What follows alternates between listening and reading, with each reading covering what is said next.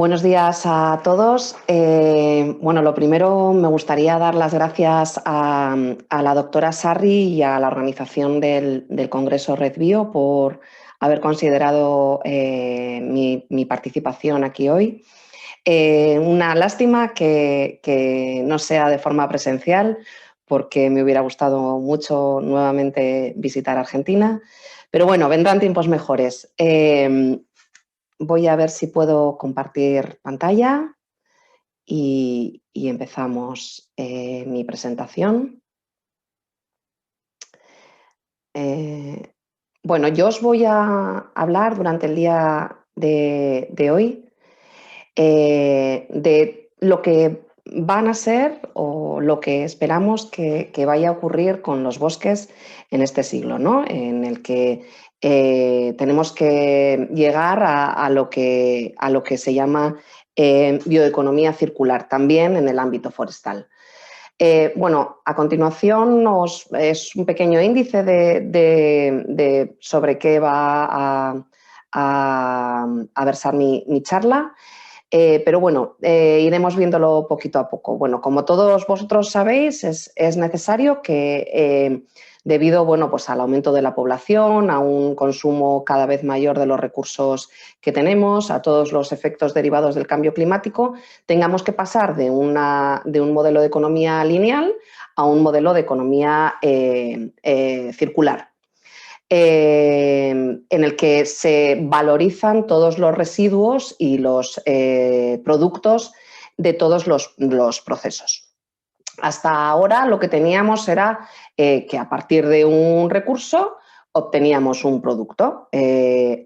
Además de que tenemos que comenzar a potenciar también las cadenas de valor tradicionales, es necesario que lleguemos a la instalación o la puesta a punto de estrategias de economía circular, como son las biorefinerías, ¿no? En la que a partir del sol se produce biomasa, como veis aquí, y a partir de esta biomasa se producen una serie de componentes. En cada una de las etapas, el residuo de una empresa es la materia prima de la otra, y así sucesivamente hasta que se cierra el ciclo.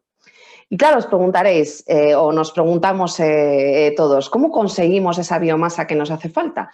Bueno, pues ya hace unos cuantos años, más de 10, la OCDE dijo que una de las maneras mediante la cual se podía obtener biomasa era utilizando técnicas biotecnológicas.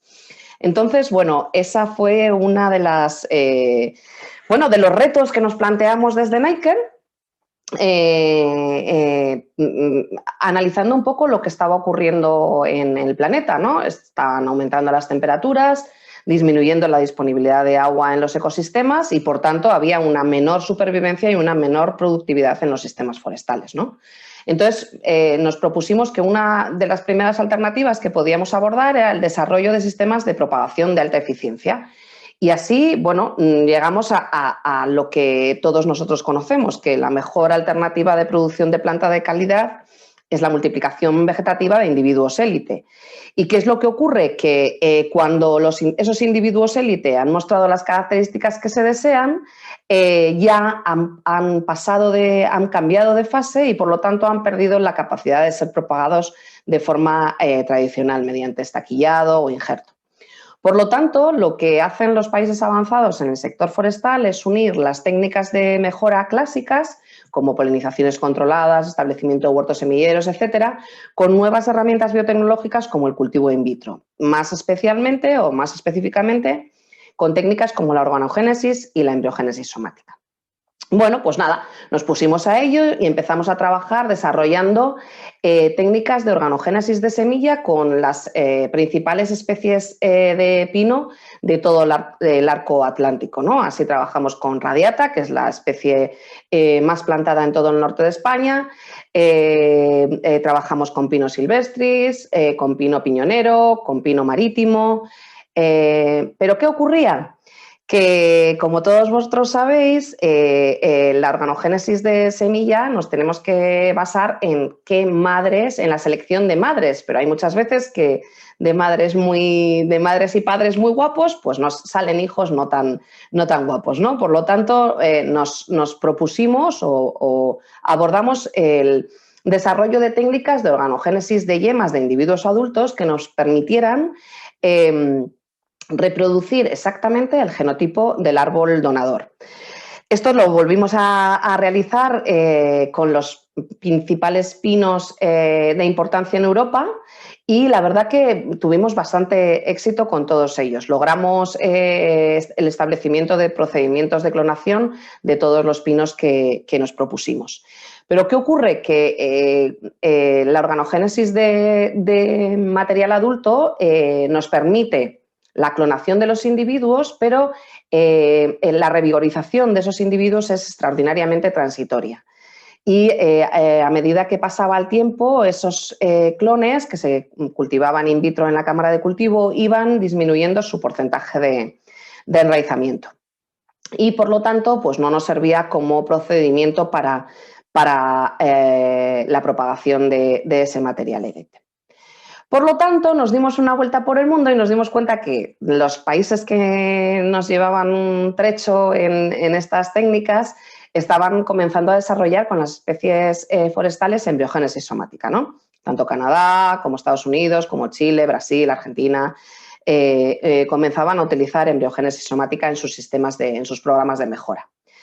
Bueno, la embriogénesis somática ya sabéis todos que es el desarrollo de embriones de las mismas características que los embriones cigóticos, que los que proceden de semilla, pero que son el producto, se obtienen de tejidos que no proceden exactamente de la fusión de gametos, ¿no? De tejidos somáticos.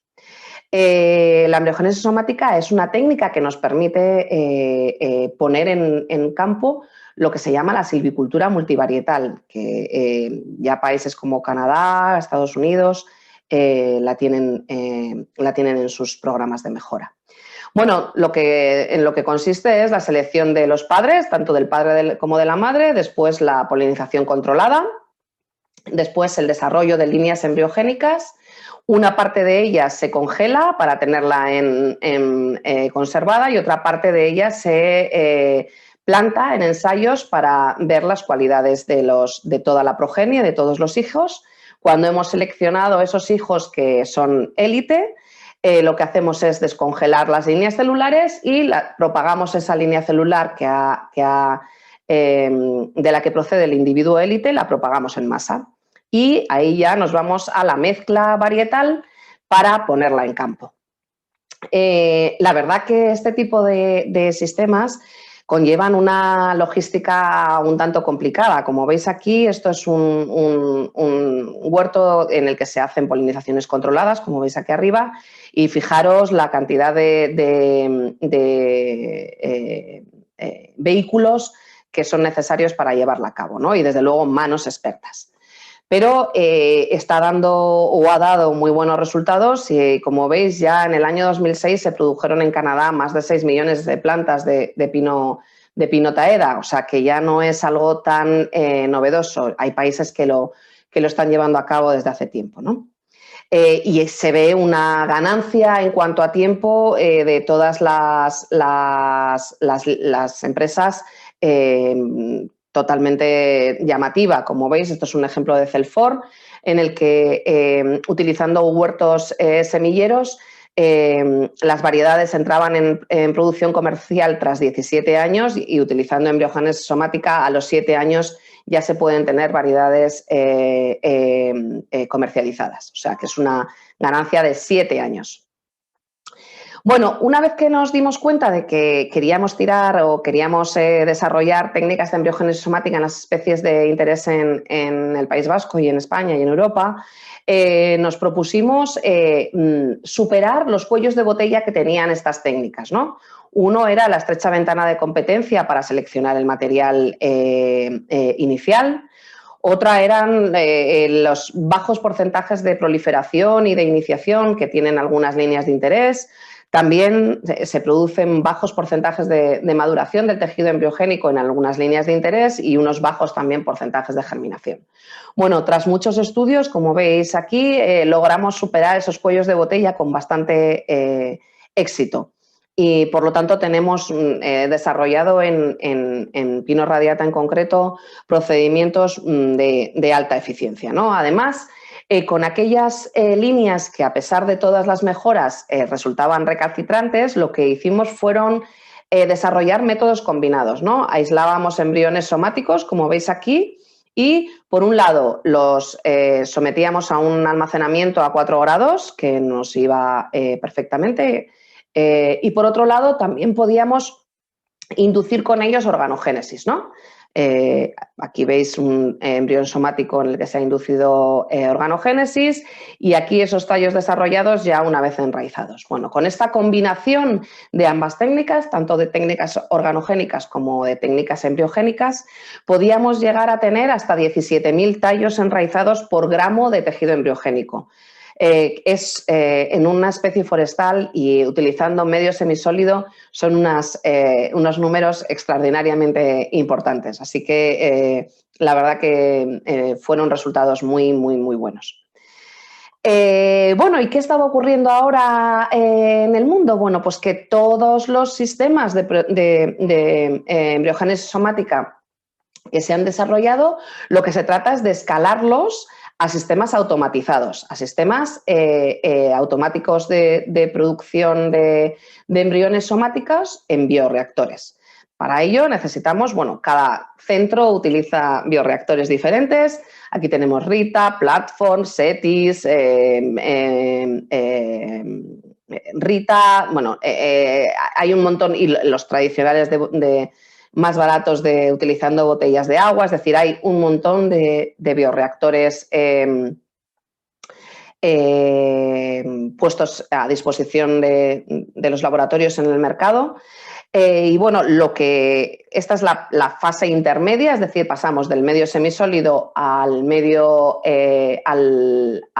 cultivo en bioreactores para finalmente llegar a sistemas automatizados de cultivo como el que vais a ver aquí, ¿no? En el que en estas grandes bolsas se cultivan los embriones aquí dentro, con lo cual la tasa o la eficiencia del proceso es considerablemente, significativamente más alta.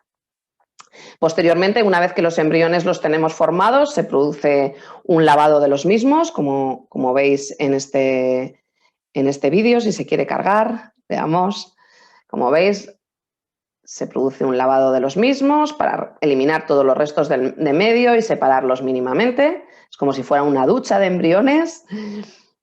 Y posteriormente, una vez que están aislados, aquí en Sweet Tree Technologies, empresa a cargo de Ulrika Egersdotter, lo que vemos es que se produce una separación de los mismos, como vais a ver aquí. Ahí arriba están cayendo por aquí los embriones, van a llegar a unas cánulas, como veis aquí, en los que se dispersa. Con agua se dispersan todos los embriones, se separan los que están unidos y después, gracias a un software y por medio de fotografías, se van a seleccionar los embriones que son óptimos, que pasarán a una placa de germinación, y se desecharán los que no son óptimos y no se van a plantar. Como veis, pasan aquí, se produce una selección mediante imágenes y a continuación el software te dice qué embrión tiene que pasar a la fase de germinación y cuál no. Y aquí se depositan los embriones en el sustrato donde van a ser germinados. Como ves, ya es un sistema totalmente automatizado y que es extraordinariamente eficiente. En esta diapo he tratado de reflejaros las diferencias que se pueden obtener en un medio semisólido en el que podríamos tener hasta 75 embriones por gramo de tejido embriogénico, y en un sistema de bioreactores automatizados, como podéis ver aquí, se pueden tener hasta 800. Como veis, es mucho más eficiente.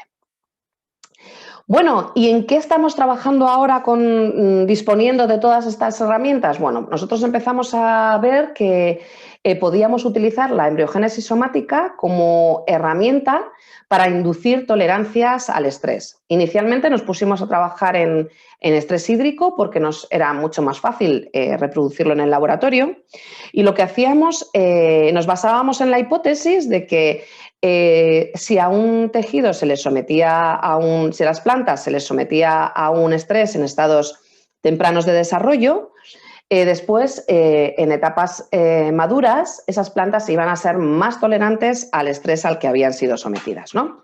Por ello, lo que hicimos inicialmente fue aumentar la temperatura y aumentar y disminuir la disponibilidad de agua en las fases iniciales de la formación del tejido embriogénico, ¿no? Luego, el resto de las fases de la embriogénesis somática eran exactamente, se llevaban a cabo en las mismas condiciones control.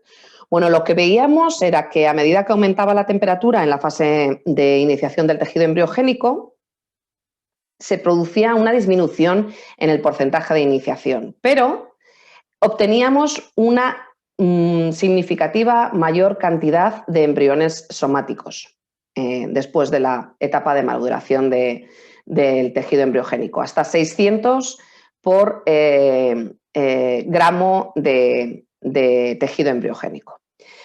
Con estos resultados nos dimos cuenta que la aplicación de estreses en las fases iniciales de la embriogénesis somática tenía un efecto a largo plazo.